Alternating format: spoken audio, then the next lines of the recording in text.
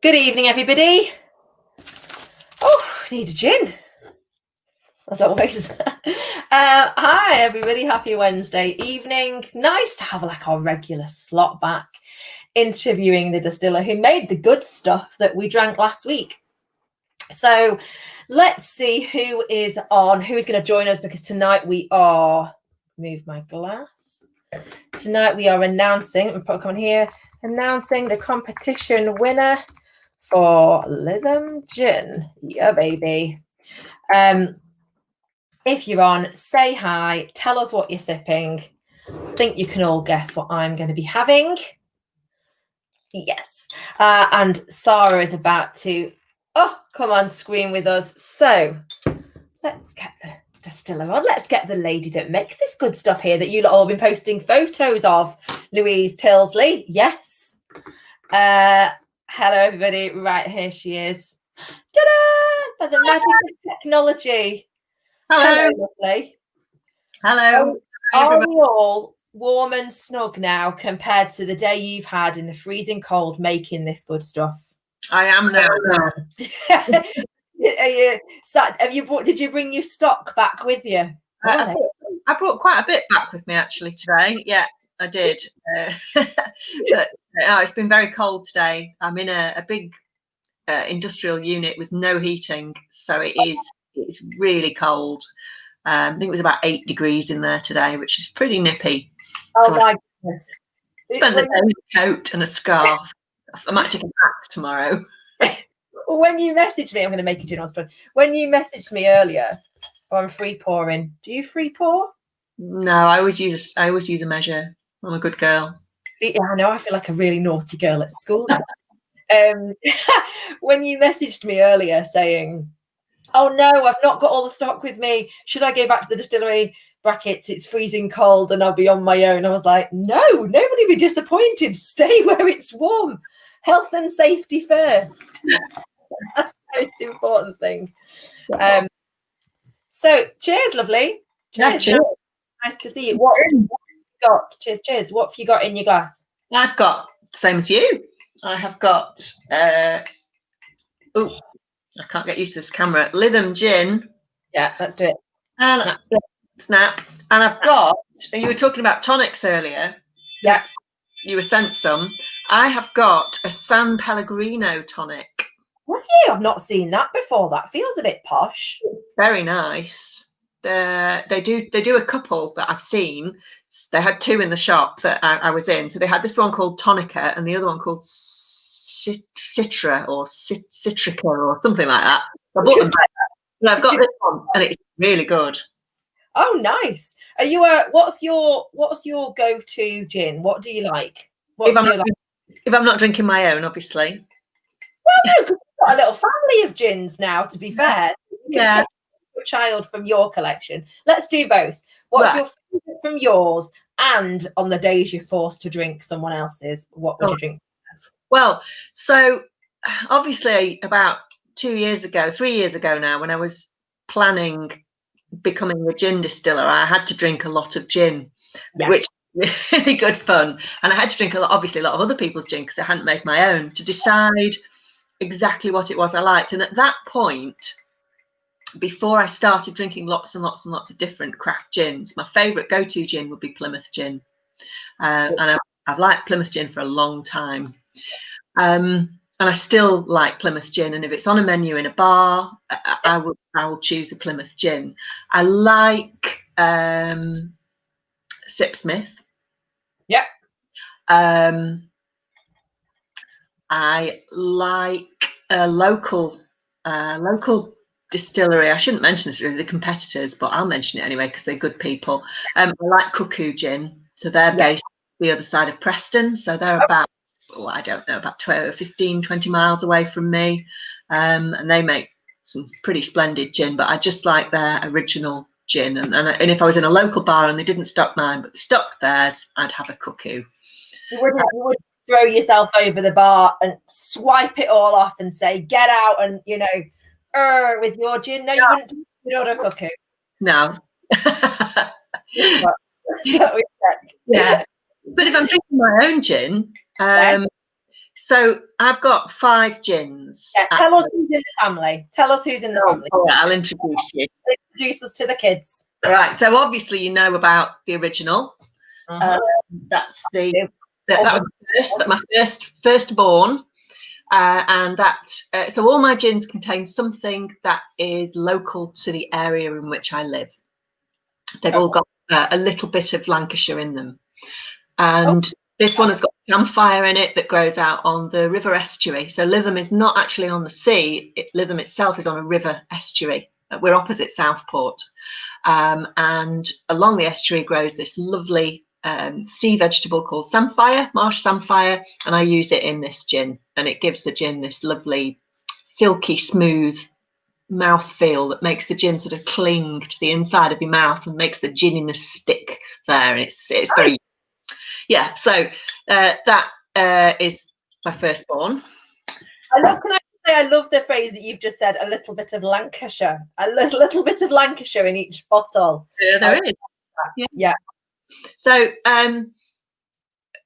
obviously that gin was my first gin, and I wanted to make a proper gin. And it's a proper London dry gin with a very classic flavour profile, with citrus up front, licorice at the end, sort of complex notes in between. But during my early adventures with gin, I kept trying pink gin, because being a bit girly, I really wanted to drink a pink drink. I wanted a pink gin and tonic, and I tried loads and loads and loads, and I found them all. I've got a very dry palate. I found them all a bit too sweet, and I found that none of them worked with a tonic. So I thought, well, I'll have a go at making one. It can't be that difficult. I'll make a pink gin that makes a really good gin and tonic. And so this is my second gin. That's it. Yeah, you got it. We got it there. You've got it there. I can't get used to this camera. It's back to front. It's weird. So I don't know if anybody out there is familiar with Lytham. It is a really pretty town, and in the summer we make a really big deal about filling the town with flowers. And we've been the Britain in Bloom Champion of Champions, and we always win a medal, and it's just gorgeous. So I wanted to do something that was a nod to how pretty Lytham was in the summer, and I wanted to make my gin floral. Yeah. And I wanted to give it a name that reflected the blooms that you find in Lytham. So we had a bit of a competition, and we came up with the name Blooming Gorgeous. And it's a Blooming Gorgeous dry gin. It's got a typical London dry profile. So it's got a bit of fruit at the front. There's some citrus in there. There's some apricot. There's some cardamom for the spice. And it is coloured with hibiscus flowers and rose petals. Wow. So it's all natural, and it's this beautiful deep red colour, and it makes a glorious pink gin and tonic. In the summer it's served with a strawberry. It's lovely. So I'm surprised I've not heard you say it's got berries and cherries and raspberries in it. You didn't say that then. I was expecting to get those sorts of berries, but actually you've gone with classic flavours. Did you say apricot as well? Yeah. Apricot, rose, cardamom. It has a sort of almost Middle Eastern vibe going on there, and it's a really lovely gin. It works really well with lemonade. I'm not a lemonade and gin drinker, but some friends of mine who don't like tonic love this with lemonade. So. Nice, very nice. So when did you introduce the Blooming Gorgeous one? Fairly quickly after I'd introduced the first one. So Lytham Gin was launched, the original was launched at the beginning of May 2018. Right. And this one was ready by July. So yeah, it was pretty quickly afterwards. So I don't know whether you've had a look online and know what I used to do before I became a gin distiller. No, I don't think I have. I feel like what? I used to be a chemistry teacher. Yes, I did see that. Yes, because I remember reading that sentence, thinking, "Oh, she knows the science. She knows how things fit together." Okay, we've got to go through how we got from chemistry teacher to gin. We'll do that in a minute when you've shown the family. Well, I think there's a lot of teachers out there who like gin. It's not a difficult leap to make. So I thought, once I've made my pretty pink gin, I thought, I'm going to make something else. I'm going to make something that changes colour. Okay. Positively Purple is a colour changing gin. So it starts life as this sort of, you can't really see it, can you? It's not really dark. Is it a bluey purple colour. Yeah. Hold it up to the light a little bit. It's sort of a bluish purple colour, and when you put a carbonated mixer in it, it goes a lilac-y pink. It's very pretty. When we do food festivals and tasting events, people think it's going to be Parma Violet, but it's not. It's a dry gin, because that's my palate. Yeah. And it's actually flavoured with blueberries and blackberries. Oh wow. So it's very fruity, but it's a tart, sharp, refreshing fruit rather than a sweet fruit. And again, it's got quite a bit of spice in there. Yeah, it's coloured with butterfly blue pea flowers. Very nice.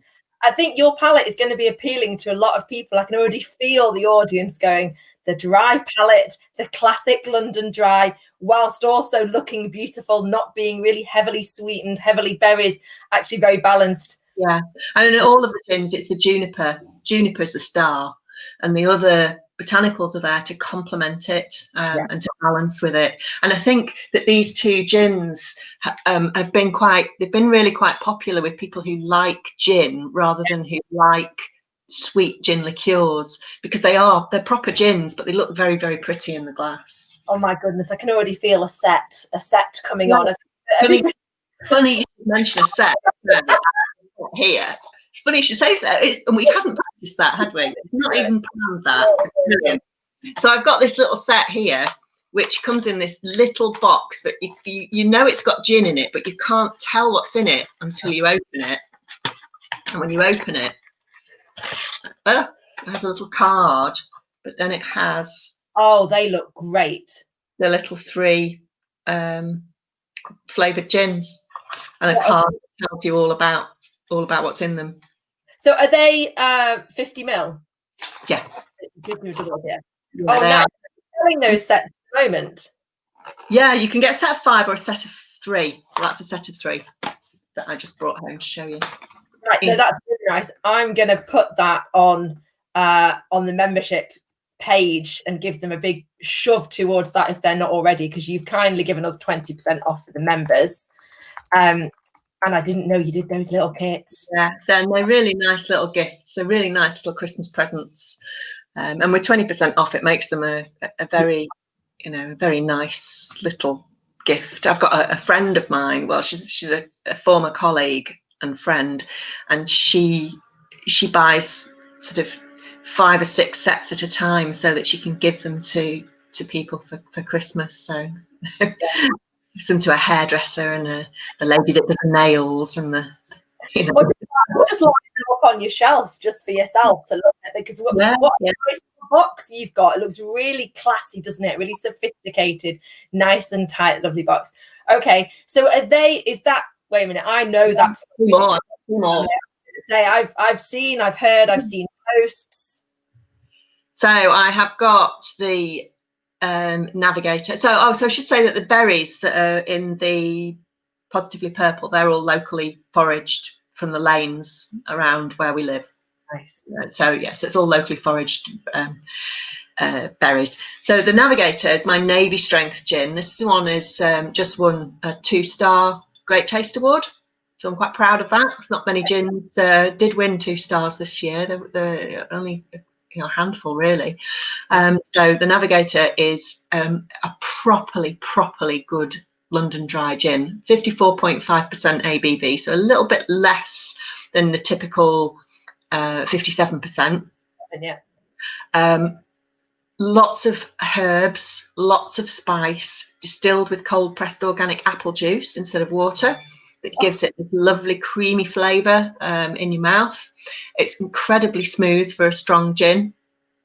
And although some of the herbs and the apples are all sourced locally, the local story with this one is my granddad, who's no longer with us. He passed away about 10 years ago.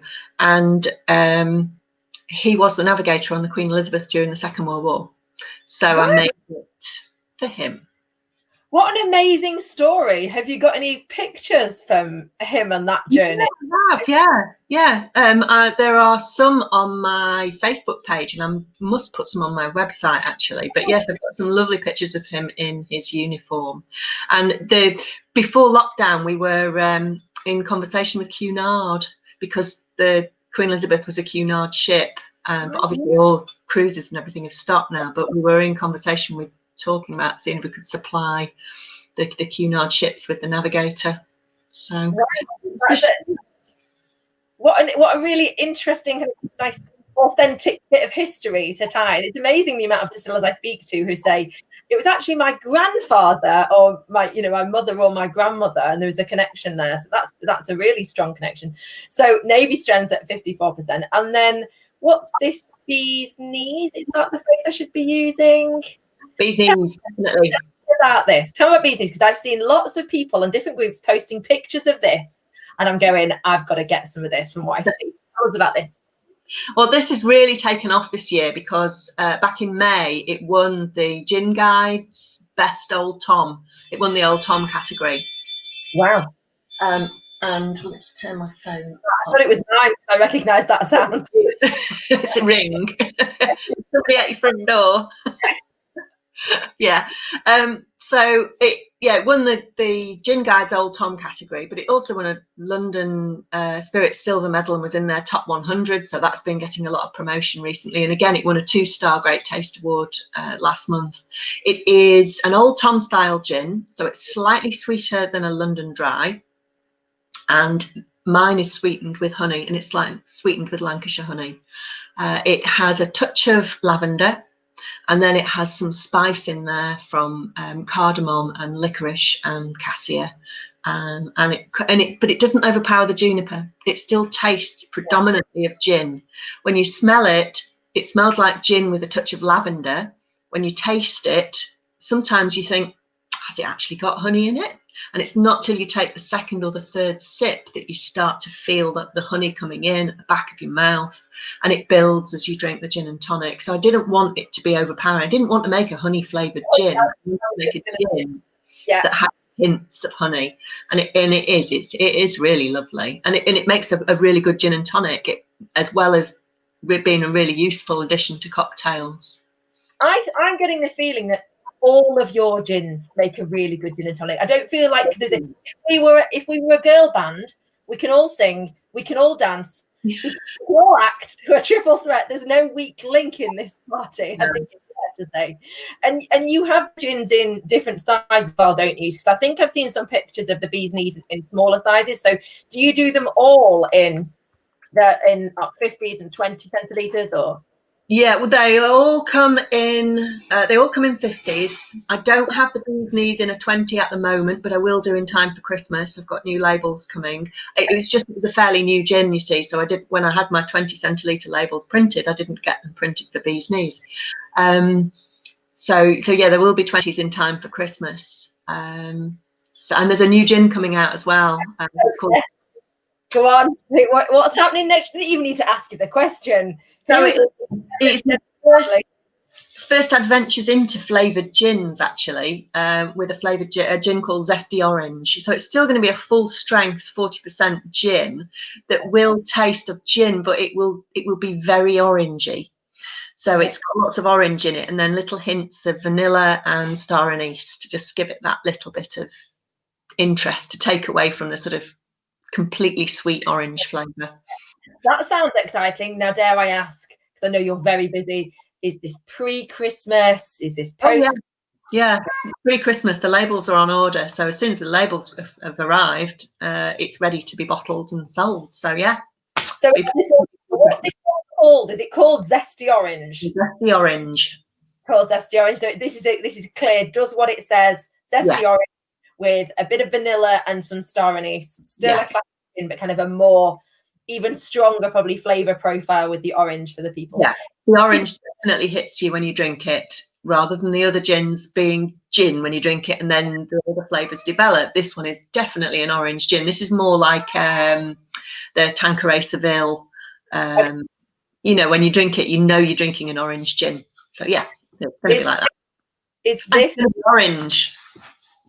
Oh, what? Of course it is. Of course it is. I should have thought of that from the pink and the purple and the strong clear gins and the flavour with the colour profile as well. Is this a sign of things to come in terms? I don't need to.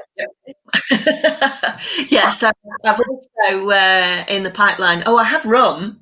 I've not mentioned that. I know it's a insight, but I'll just give my rum a bit of a plug. We're not called gin and share, we're called sip and share. This is not a gin thing. We do it all. So I do have rum already. This was really, really popular last Christmas, and my batch is just ready to be bottled now. Was bottled yesterday actually. So this is Jamaican Gingerbread Rum. So it's a predominantly rum flavour, but it has hints of ginger and clove and cinnamon and cakiness. You know, when you have a piece of Jamaican gingerbread or ginger cake, that's what it tastes like, and it is yummy. I think the way you describe it, and bearing in mind the sorts of gins that you make, everybody is going to be watching this going, I have got absolutely full faith and confidence in you and your ability to make a flavor profile which is really accurate in a rum as well. So there's no doubt. Oh, look, someone is saying it's yum with ginger ale. Yeah, it is. Oh, it's Laurie. Yes, she knows. She knows that. Laurie. Oh, your regular order, a regular customer. Yeah. So we've got new flavors coming on board, starting with Zesty Orange. I mean, dare I even ask if you know the other flavors that you're going to work on? Have we got? Can I ask? Yeah, you can. So they're actually going to be gin liqueurs. So they're going to be sold in smaller bottles, and they're going to be less alcoholic. They're still going to be between 25 and 35%. So they're still reasonably alcoholic. And I've chosen quite quintessentially English flavours. Rather than go down the sort of sweetie route, I thought I'd pick something classic that fits with the rest of the brand. So there'll be an apple gin liqueur. I don't think I've seen any apple gin liqueurs, but I love the flavour myself. So we've got that. We've got hazelnut, which is delightful. We've got the good old-fashioned rhubarb and ginger, because everybody wants to drink rhubarb and ginger. Rhubarb is still very popular, isn't it? It is, yeah, it is. We've got a local stately home in Lytham, surprisingly called Lytham Hall, which is a beautiful, beautiful building, beautiful Georgian building. And I've done some work with the owners in supplying them with gin for functions and so on. And I'm making a gin liqueur called Violet Clifton's Hedgerow Gin Liqueur, and it will be a form of a sloe gin, but it'll have more in it than just sloes. So it'll have hawthorn in it and rowan in it, and variety of berries that are found in the grounds of the hall. Wow. It's going to be that one. And then just because I like it, I'm doing a limoncello. I love a limoncello. Italy was one of my favorite places in the world, and when I discovered limoncello in Italy, absolutely. So that is very exciting. I mean, everything's exciting, right? But that's really interesting that that's just fueling your love, is it? This is just something. They're all the flavors that I like, So. And at any point, are you going to have a day off, or do we just? Is that not what we do at Lytham Gin? We just say we work, we distill, we forage, bottle, we label. Yeah, I'm going to try and have a day off next week, I think. Don't tell us. Everyone will order the day before and you'll get no day off. The problem, everybody orders and then I have to do the orders and I don't get a day off. I haven't had a day off since February. When I went on holiday. So. Oh my goodness me. And you've got, so you seem to, is this you pushing yourself? Is this enjoyment? Is this need? Is this creativity? You know, where does this fueling of this long list and this excitement stuff you've got, as well as the quality that you make, where does that come from? It's enjoyment. It's definitely enjoyment. I don't feel like I go to work. Yeah. And that's a really, really fantastic situation to be in, compared to where I was 5 years ago when I left teaching, which I don't really want to talk about, but yeah, compared to that now, I don't feel like I go to work. You know, and I do something to do with the business every single day. I think Saturdays and Sundays are quieter unless we've got events on, but then that's not been happening recently, for reasons we're not going to talk about. But yeah, so Saturdays and Sundays are a bit quieter, but I still work. But during the week, it doesn't feel like I'm going to work. I go to the distillery and I package up the things that are being shipped. I distill, I experiment, I source new materials and new ingredients, and it's just great fun. Absolutely great fun. I love it. Like knowing that you were a science teacher previously, that this is a love of science and creativity and, you know, completely, and I'm my own boss too, that breaking away from the complete structure and everything that you would have had being a teacher, and actually your ability to completely execute. You want to make a limoncello, you make a limoncello. You want to, you know, that is amazing, isn't it? Yeah, it is. It's just fantastic. It's a wonderful job. Benny says, loving the sound of the new flavours. Oh, we need to announce the competition winner. Oh, yeah. We were supposed to do that 10 minutes ago, weren't we? And we need to talk charity, because I know that charity is something for both of us that we love. So let's, sorry, everybody, you've held on, you've lasted. So we had 1,200 and, we had 1,206 entries on Sip and Share and 486 on Lytham Gin's page. So add those two together, and whatever number that is, that was our total. And the winner is a lady. So the winner who we picked on random number generator, where's her name? She is. Her name is Christine. Oh, there it is. Christine Maggie Britton. And I did love when I clicked on and she won. Yay! At former Leicestershire Constabulary. I thought, wow, amazing. So Christine Maggie Britton, I'm going to put that in the comments. Christine Maggie Britton. You probably listen to this going, no one ever uses my middle name. It's one of those things. Just call her Chris or Christine. Christine Maggie Britton, you are the winner. You have won. Let's show that. You have won a bottle of this baby, and if anything's to go by, you're going to win this, and then you're going to want to go and order everything else. The way that we're looking so far. So I'll leave your name up, Christine. Congratulations. If you know Christine, please tag her, and I will also go onto Lytham page and have a look for her. Whilst we see if Christine is going to arrive, tell me a bit about charity, because we touched on it before we came on. What do you do? Why do you do it? So late summer 2018, I had a chance meeting with a gentleman called Herbert Chatters, who was a member of the Rotary Club, and he was fascinated with my gin. I just released the Blooming Gorgeous Pink one, and he approached me and said, do you think you could make a purple gin? And I said, well, funny you should say that, because I've actually got one in development. And we started talking. And one of his passions in Rotary is to raise money for the End Polio campaign. Okay. Which is quite topical at the moment because it's a virus and it's being eradicated from the world. It's one of Rotary's chosen charities. And when the medics are vaccinating the children in countries like Afghanistan and India and Pakistan, what they do is, so that they don't vaccinate a child twice within a certain period of time, is when they dip their little finger in a purple dye, so that if they come across that child again within the next few weeks, they'll know that they've had a dose of vaccine, so they won't vaccinate them again. So purple has become the colour associated with the End Polio campaign. So I make a version of Positively Purple for Rotary, and it's called Passionately Purple, and it has a different tag with a story of the whole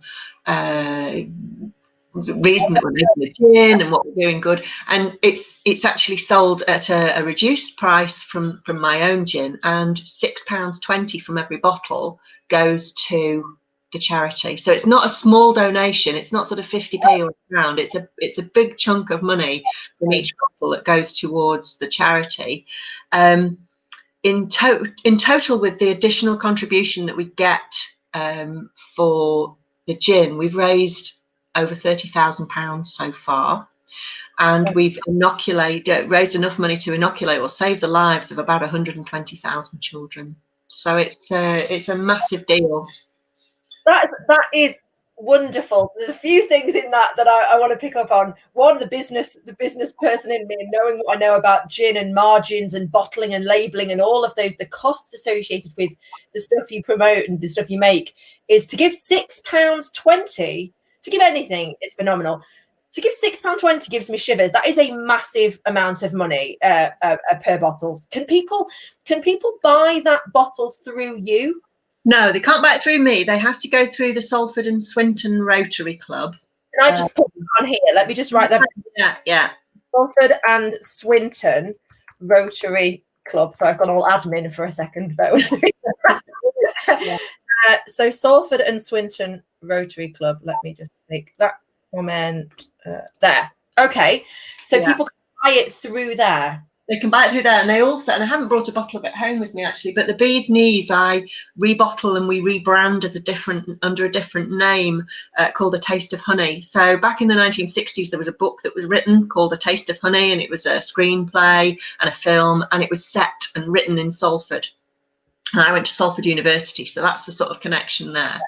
And so they also sell a Taste of Honey gin. And again, it's not quite as much because it's a 50 centilitre bottle, so it's the price point is under £30, so it's less, slightly less money goes. It's only a little bit less. I think it's a £5 that goes to charity instead of £6.20. So they have that gin as well. So yeah. So how long did you say you've been doing that for then? To the end 2008? It's 2 years this month. 2 years. So in 2 years we raised, with the additional contributions that we get, we've raised £30,000. So we've raised £10,000 ourselves. And isn't that amazing? So that was genuinely born from a chance meeting with somebody, and you learned that story, and then that story obviously captured you, and the connection was the purple gin. How interesting, the whole polio and dipping the finger in purple. I didn't know that. So no, I didn't know that before the meeting. Phenomenal achievement. What a nice, not that I want to end, what a nice thing to end on. Yeah. So thank you so much for sharing all of those stories. Salford and Swinton Rotary Club. So anybody can go in there, they can have a look, they can donate to the Rotary Club. They can also buy your gins through there as well. You have been incredibly generous for the month of October and are giving 20% to the Sip and Share members, which I know I'm seeing pictures popping up everywhere. And I'm about to go and use it myself before I have to go down and talk to my husband about what I've been up to. Do some online shopping now. So thank you. No. Painting upstairs or in the other room or something. Yeah. So thank you so much for that. That was really kind of you. Yeah, Pauline from Hogmore Distillery says that's a fantastic amount. Pauline is another distiller who is big into charity, so it's so lovely to hear what you guys do. Right, so we will say goodbye to everybody. Thank you so much for your time, lovely, this evening. Thanks for joining us, everybody, and congratulations again to Christine Maggie Britton, who's won. I will Christine. All right, everybody, we will see you soon. Thanks, guys. Bye. Bye.